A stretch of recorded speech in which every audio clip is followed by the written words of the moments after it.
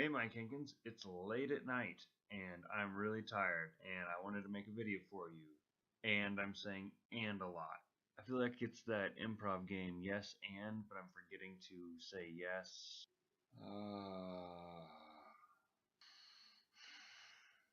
Really enjoyed your last video. Glad you finally started talking about Star Trek.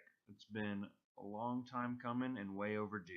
I am tired and it is weird to make a video this late, but I'm glad to get one out to you and hopefully I'll just ramble a little bit and it'll cohese into something.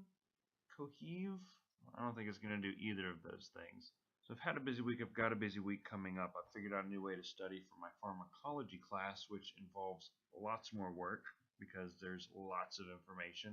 I'm also going to get on a plane at the end of the week and go to TAPA Spring 2014 conference. I'm part of our state organization that represents the profession I'm studying to be in, and that is really fun and really exciting thing to do. And let me just say, I really recommend getting involved in things like that. Any kind of networking you can do within your community or specialty or whatever is really worth doing. Hands, still these hands, I don't know. When it comes to networking, more is better than less.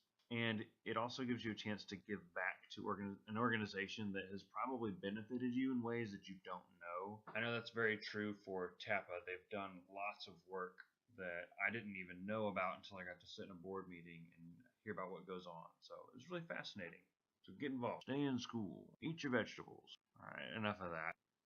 One of the things I was never really comfortable with when I was teaching class was how I felt like I was kind of doling out wisdom or speaking as this absolute authoritative expert, or I don't know, speaking from a position as if I had things figured out. Because if you don't know, I don't have all this stuff figured out yet. I think that tension's good. I think you should be uncomfortable with that. I do know lots of things and I have figured lots of things out, but the balance of that is to know that I won't figure things out, and every time I think I have something figured out, it changes.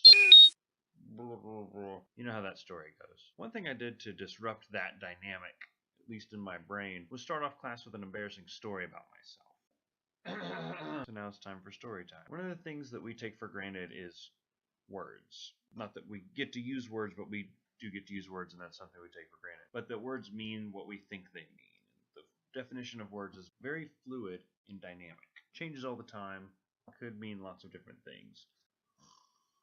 A lot of the words we use now probably started meaning something else and then it moved into their meaning or fine-tuned it as its use went on. One story in my life really hones in on this point. When I was in college, I was bright light. When I was in college, I was playing GoldenEye with some guys down the hall from me in the dorm. Felt that pressure that you feel. So I stood up and said, "Hey guys, I'll be right back. I gotta go big gas." I don't know if I even want to tell this story. It's kind of embarrassing. I don't know if I want to tell this story. The shine from my forehead changes the light setting in the camera. That's awesome. It's also embarrassed. So I stood up and said, "Hey guys, I gotta go big gas." "What do you mean?" "You know, I gotta go big gas." "We don't know what you're talking about. What are you saying?" "Big gas, you know, guys, big gas. I gotta go take a dump. I gotta go poop." Turns out I was the victim of a cruel family conspiracy that had taken a word that I used when I was learning to speak, probably about 3 years old, to describe a bowel movement, and then repeated that word back to me for the entirety of my life, training me to think that it was a common use word that the entire world knew.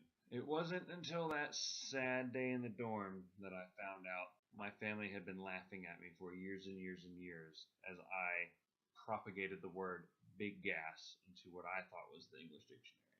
It's funny because my name's English. Get it? So that's my story for today. Sorry I'm so tired. I still have some more work to do, but I wanted to get a video out to you real quick so you can get back on it. Look forward to some more updates from you soon, sir.